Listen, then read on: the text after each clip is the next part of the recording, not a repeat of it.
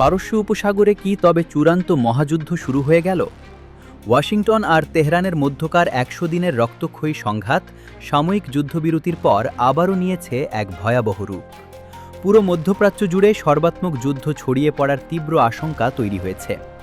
আন্তর্জাতিক সংবাদ মাধ্যম আল জাজিরার বরাতে জানা যাচ্ছে, গত বুধবার ভোর রাতে মার্কিন হামলার প্রতিবাদে কুয়েত এবং বাহরাইনে মার্কিন সামরিক ঘাঁটিগুলোকে লক্ষ্য করে একযোগে ঝাঁকে ঝাঁকে মিসাইল ও ড্রোন হামলা চালিয়েছে ইরান।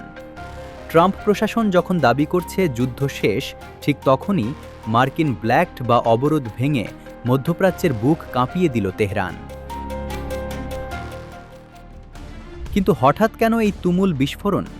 পশ্চিমা মিডিয়া একে ইরানের আগ্রাসন বলে চালাতে চাইলেও ঘটনার সূত্রপাত কিন্তু মার্কিন উস্কানি থেকেই।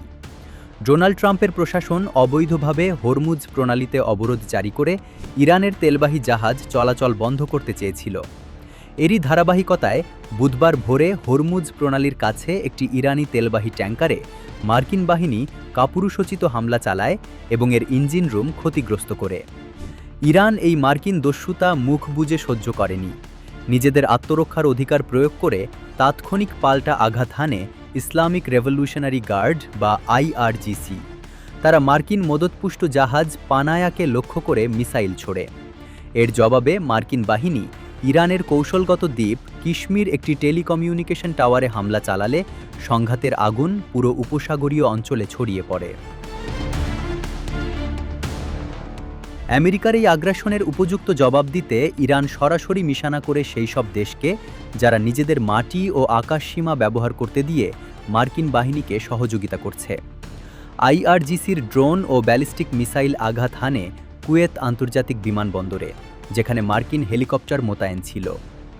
কুয়েতের রাষ্ট্রীয় বার্তা সংস্থা কুনা নিশ্চিত করেছে, এই হামলায় বিমানবন্দরের টার্মিনাল ক্ষতিগ্রস্ত হয়েছে এবং বিমান চলাচল বন্ধ হয়েছে।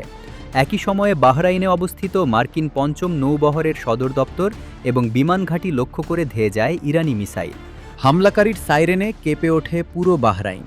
যদিও মার্কিন সেন্টকম দাবি করেছে তারা মিসাইলগুলো প্রতিহত করেছে, কিন্তু পারস্য উপসাগরে মার্কিন আধিপত্যের ভিত যে নড়ে গেছে তার বলার অপেক্ষা রাখে না।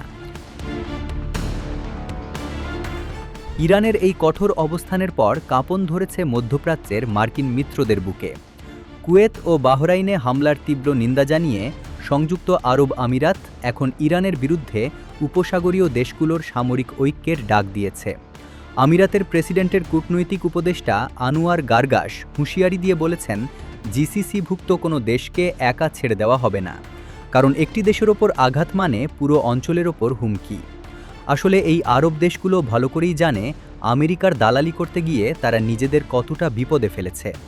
এর আগে মে মাসের মাঝামাঝিতেও আমিরাতের বারাকাহ পারমাণবিক কেন্দ্রের বাইরে রহস্যময় ড্রোন হামলায় বিদ্যুৎ জেনারেটরে আগুন ধরে গিয়েছিল। ফলে ইরানের শক্তিকে তারা এখন চরম ভয় পাচ্ছে।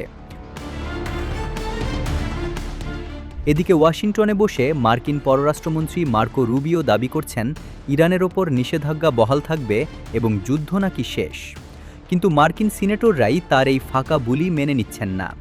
উপরন্তু ইরানের শীর্ষ নেতা মোজতবা খামেনির নেতৃত্বে তেহরান স্পষ্ট জানিয়ে দিয়েছে, হরমুজ প্রণালীর নিরাপত্তা বিঘ্নিত করলে মার্কিন সামরিক বাহিনীকে এর চড়া মূল্য চোকাতে হবে।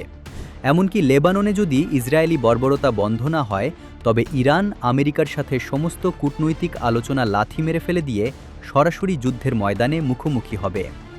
বিশ্বের 1/5 জ্বালানি তেল সরবরাহ হয় যে হরমুজ প্রণালী দিয়ে, তা এখন সম্পূর্ণ ইরানের নিয়ন্ত্রণে। ট্রাম্প প্রশাসনের অবরোধ আর ইসরায়েলের উস্কানি যদি বন্ধ না হয়, তবে এই উপসাগরীয় যুদ্ধ পুরো বিশ্ব অর্থনীতিকে ধ্বংস করে দেবে। অন্যদিকে যুদ্ধের আগুনে পুড়বে পুরো মধ্যপ্রাচ্য।